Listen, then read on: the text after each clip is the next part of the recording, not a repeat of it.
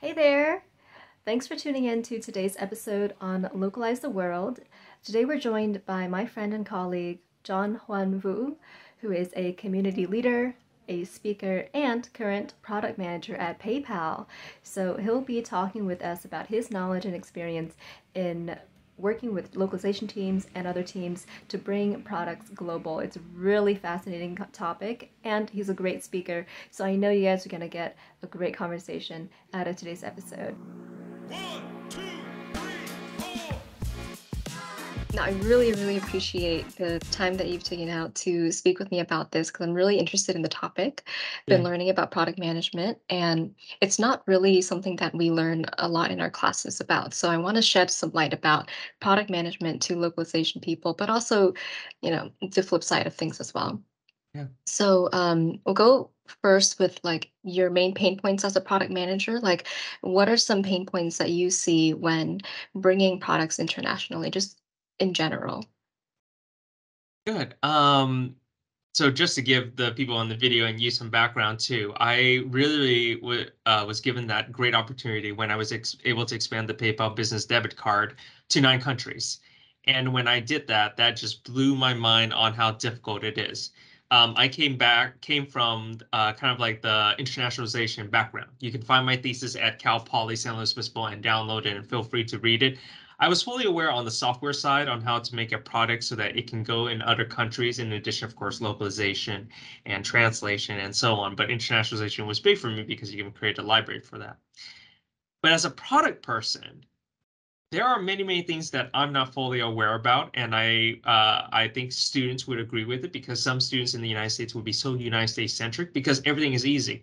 Lynn, you don't have to respond to this, but Lynn, I have no idea where your complete nationality and passports are at. But when you meet somebody from India, they're like, you Americans are lucky to go anywhere you want. As a person from India, I can't go to everywhere. Those are the things that you don't know about. So the same way when you expand a product. So the PayPal business debit card, just to give you and the students just some like insight, is the fact that it's an actual physical card. And you might think like, oh, you just turn on like France or Germany and so on. No. You have to work with the European Union. They have to recognize it. They have to understand it. You also have to understand stuff like interchange rates. I think the biggest issue, of course, too, is also like working with anything that's outside of engineering, from legal, marketing, compliance. Those are the major items out there because if you can't get through them, you'll be, or if you try to, so let's use France. If we decide to turn on France, the European Union authorities will be knocking on our door, resulting in fines or banned. And we don't want that at all. For the engineering aspect, it's taking all those external requirements and converting it to engineering. Like, for example, one of the things that's within our company, and this is not NDA at all, like if you have a terrorist who wants to open an account, for example, PayPal, we have to block them. Some other startups might not do that. Well, they're going to be in trouble by the United States saying, why are you funding this terrorist organization? So those are the things that you always have to think about. And once you get to that product side, you have to do it too. Before I hand it back to you, um, I completely forgot to start with my thesis statement. To be an amazing product manager, you always have to think about your customers. So I'll repeat that again. To be an effective product manager, you always have to think about your customers. Now, that sounds easy, but it's not. And that's the part where I would go a little bit deeper. And I like you, Lynn, because you like to go deep with conversations. How can you remove your ego and think about your customers? I will use a great example for all of you to think about. Think about your mom. You might want to do something for her, but if you get a present that she's not going to like, well, you failed. Your ego might says she might like that compared to you where you fully confirm what she actually likes. If you want to make it much more difficult, Lynn and I, we're both Vietnamese, so I'll just say cook a great Vietnamese dish. Yeah, so most likely your mom is most likely not going to, she's going to be stingy about it. That's like a product manager. You have to think about your customer clearly. You have to get as much data as you can about your customer and infer from it, even if you dislike the results. That's a great product manager. Product manager's like, oh, we should add these bells and whistles, but it's like, are you sure that that's what they like? Anyways, Lynn, I'll pause there so you can do a follow up. I see. So you would have to go with what your customer wants and needs, even if it might go against what your original thought was that they needed. Correct. So I'll give you a cool case scenario. When I was working at Zynga, and again, not violating any NDA by mentioning this, we had two onboarding experience for a game called Mafia Wars. One way was just dropping you in the game, and many people actually thrive. We made a lot of money that way. So we had a product manager who's like, we should do this other onboarding effort for first-time users. Unfortunately, now we have about 200 users who's now stuck in this limbo because they played it and they're like, don't really like it that much. That's a horrible experience. Even though it's 200 users, just imagine they went through it and you would never ever get them again. And Mafia Wars was making a lot of money for Zynga back then too. So we turned it off completely. That's why experimentation is also good if you don't have enough data. That's another thing too. But you really, really do have to think about your customers all the time. Like he had a marvelous idea. He's like gung ho and excited, but the analytics numbers came in and it sucked. And that's the sad part. And so, you as a PM, what's one thing that you do to ensure that your products can succeed globally? If every single company can have this, is called an effective program manager. So for you and for those who don't know, I used to be a program manager, and the best program managers know how to do a successful launch. Sorry, kickoff with all the stakeholders to launching. So I always tell people, and I would just use a good line summary. You can call a program manager or project manager you like, but a good program manager knows how to build relationships throughout the company, knows what other things are so that the product manager can stay focused on the vision. I use the analogy on like building a doghouse. Many of us should be able to build a doghouse. Ours might not look gorgeous and beautiful, but over time we can build a doghouse. It's small, easy. But if I ask you to build a house, you can have the vision. You have all the bedrooms, you know, the tiles and so on. But do you really want to be running the show, working with the contractors, paint and so on? You might. But if you had an expert, a contractor, that's a great program manager.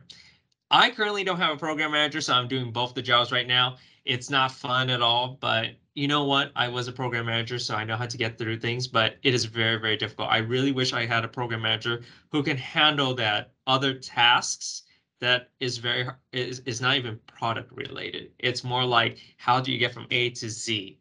And I just need a program manager to tell me, John, this is the missing piece that you need to put in. There you go. Right. So, I want to move on to a little bit more localization specific questions. Yeah. And we previously worked together in at PayPal, localization and product. And so I was wondering about that dynamic and what you thought about working with localization as a stakeholder, one of your many, right? When I so to give you and also the video some context too is the fact that I used to be on what we call at PayPal World Ready team. So I would just used to be on it. I used to work on it, and unfortunately my mindset was this, which was we're a very very important person at the company. Unfortunately, after I left and after I became an engineering team on an actual product team, I realized that they're important, but they are not like ivory tower important.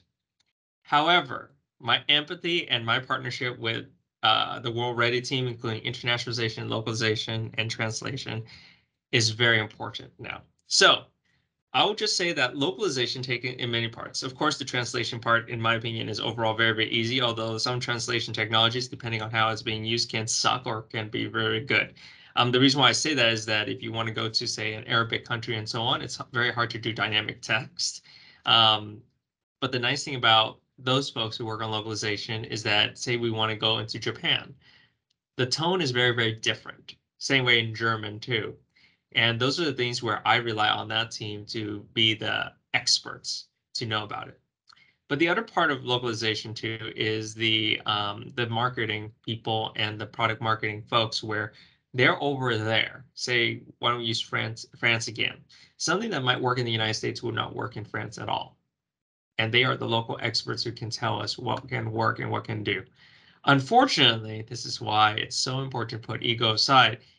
Usually I question them is like, is this your own ego that you believe this represents all French? Or is this really something that you believe is not appropriate? You guys can see plenty of examples like that, like when Disney decided to open their Disneyland park in France. It didn't go well initially because French is such an important language. I mean, like when you just Americanize something, it doesn't work very well. That's why when they have Tokyo Disney now, it's doing very, very well. Not to mention it's a big partnership between another company, but they're doing well because even though it speaks in Japanese and so on, that is what the users want. Why should you indoctrinate people with just English? But Wait, they what also happened in Disneyland in France? they are better now. Oh, But you okay. should read their history. They were in a huge, huge debt because people were just like, this is very American. And that's not what they wanted. They want a French Disney. And that was the point. So it comes back to your folks who are out there who is helping along with the actual engineering technology that makes sure it's localized properly. The reason why I say localized is that it takes on many, many forms with a human touch. Internationalization is easy. As long as you have the latest standards and so on, you integrate into your software. And when you switch to France, all the numbers and everything should appear appropriately and correctly. But of course, translation is very important. And having the correct tone is just so important. So, yeah. Um, what were some of the pain points? So, I mean, you worked in both sides, right? Working in World Ready and also as a product manager. So, you know both ends of the coin. But when you switched over to product management, like, did you have any pain points when it came to working with localization because you were now kind of their client? So this is before I became a product manager, but I remember when I had launched Mafia Wars at Zynga into Turkish. Apparently, when we had there's just so much space on a screen, and sometimes it really sucks on cutting things out or asking the translator, can you shorten it much more? It came to a point where there was a bad word that appeared because they were using the incorrect I. You guys can look that up on Turkish language, and because of that, it got us in trouble. Luckily enough, games doesn't have as much compliance and so on, so it was only bad press. It wasn't like, oh my God, you're gonna get a fine. Mm. So those are the pain points, which is the size constraint, because typically translating from from United States English to another language, it's usually about approximately, if I remember, I wrote my thesis about 125% or 150% longer. And that is a pain in the butt. As a product person today, I would have that issue too. If I only have a size constraint, that is a major, major issue that I would have too. But the other thing too is that uh, as a product person is like, I do hope my lawyers are translating it correctly legally into other languages that will not hurt us in court. That is a big pain point. In English, I know how to write something non-ambiguously, but you can't just give a legal document to a translator. You actually have to give to a person who's a lawyer in that region. And that's kind of important too, because if you have any ambiguity, people will exploit it. And that has happened over and over again, especially like a comma or just the word and versus an or shall and must. Those are the things too. I'm trying to think of any other major pain points. Yeah, I think the other pain points too is like I wish we can send the same exact notifications, emails to all the countries, but each one has its own locality. And how do you help engineering, compliance, and our marketing folks to cater to each one of them? That can be very, very difficult too. Mm. But again, it's a good if or wow statement or whatever, not wow, sorry, if or um, case statement that you just need to do in your code, but it can be a pain. Yeah. So I think that was talking about the localization process as a whole in general.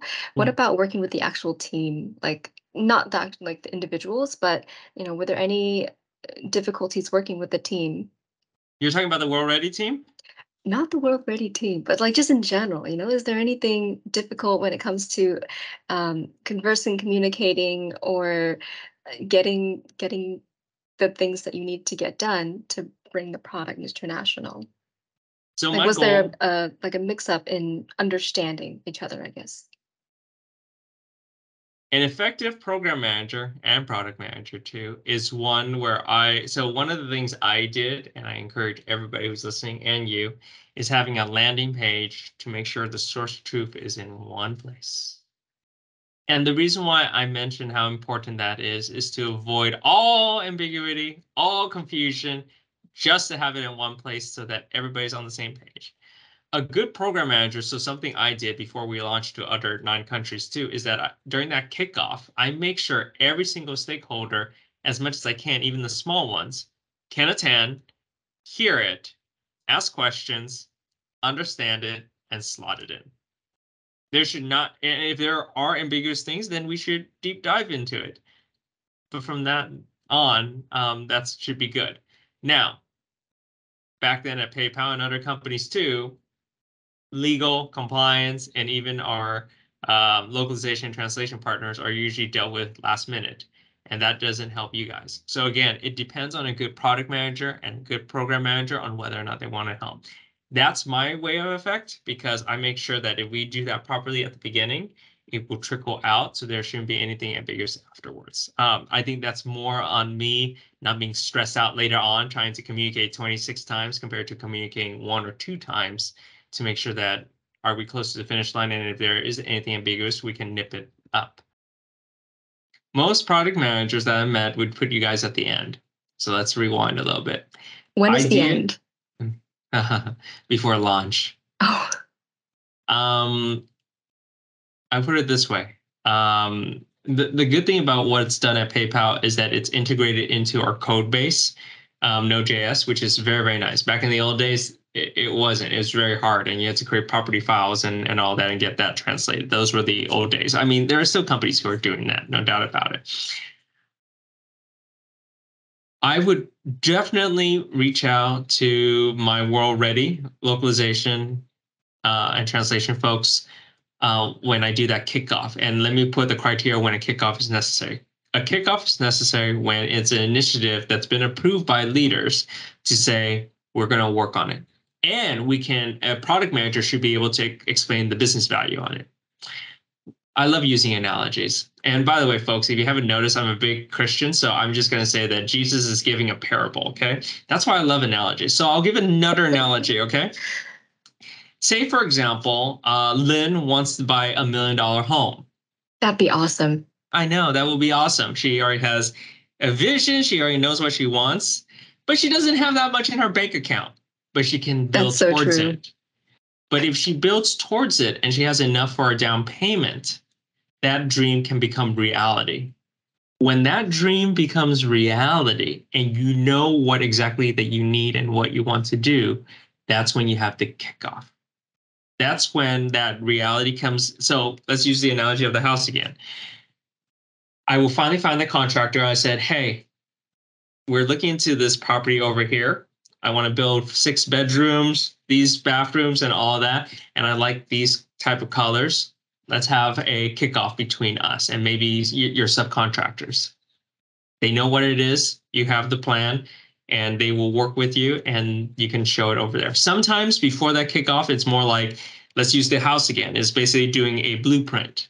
Same way for PayPal and working on a product. You might have a blueprint on how long it's going to take or what to build or how you think it is. Regardless of how it goes, eventually you're going to have a kickoff on there where you align all the stakeholders who's going to be involved. Some stakeholders like, hey, John, I don't have to deal with this until you're almost done. Like, for example, I don't know, inspection for the house. You don't want to call the city while it's being half built. You call them once it's nearly built so they can double check before you turn on the power. Yeah. So those are the analogies I would put is that for the translation localization, I like to put them as far as possible. Most likely your team will just say, hey, did you equip it with this, this, and this? And I'm like, yep, we are. And most likely they'll come back saying, John, we'll deal with it once we are closer to a timeline. And we're good. But if you're working with people who are in marketing team, they definitely want to see the assets. They definitely want to see what is going to be done, shown, and give them time to read out to their marketing translators to make sure it's ready and approved and shown too. So I would say start as soon as possible during that kickoff, but you can only do the kickoff once you have kind of like a blueprint. Otherwise, you're wasting everybody's time saying, I like to build $1 million house. And they're going to be like, do you have the money, Lynn? Then we'll be like, no, I only have 10K right now. Well, you can't do that $1 million house. So I'm sorry for that. Mhm. So involve them, well, all of your stakeholders really at the kickoff. And then in terms of localization, they will help you check whether or not you have the functionality that it needs to have. And then you really will come back to them once you have the source code or the source ready. Is that Yes. correct? So that's for most teams. Sometimes it's early on, like for example, when we were working on the Mafia Wars game, there were some cultural differences that we need to do. So we needed to plan out those journeys.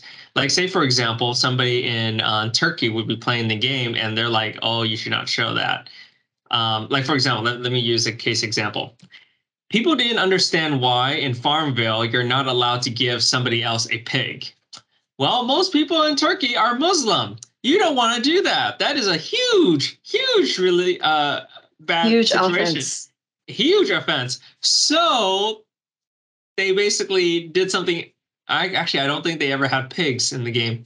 Anyways, Oh, so they had to go in this dilemma. Should we create a separate experience for Turkey, or should we have this have no pigs at all? And at the end, I think we had no pigs at all. So it in was a all of the very, game, the whole yeah, it was game. a pigless game. It might have pigs now, but I know that if you're going to quote quote harvest a pig, you're not going to get bacon or anything. So I think the game usually we ask the pig and it finds us truffles, which is much better. I think anybody would just say, hey, pig, find me truffles, even though I would look at a pig and I'm like, you're good for bacon.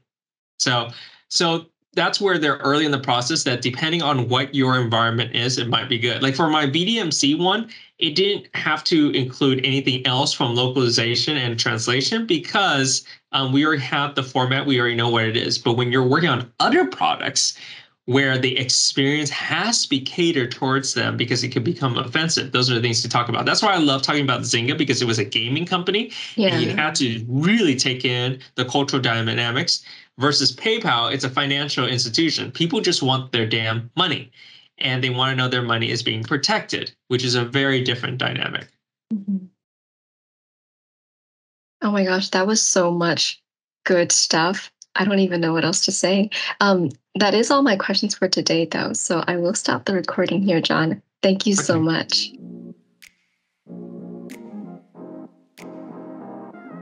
Hi, welcome back. So if you enjoyed today's episode, feel free to give this video a like, but also share this with any of your friends who are interested in product, localization, and everything else.